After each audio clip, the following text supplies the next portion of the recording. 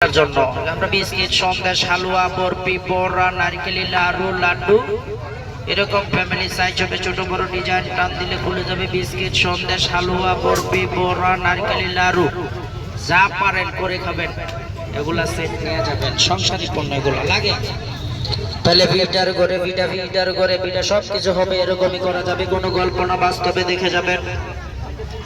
ওই যে ডলামারি কষামারি পাতলা মোটা রুটি করে রোডের উপরে ডিজাইন গোলো গোলো কাটিং হইব কাটা কাটা ডিজাইন মাঝে মাঝে করে খাবে ডাকটা টান দিলে বক্সটা খালি হবে উপর থেকে এইভাবে গুঁড়োটা দিব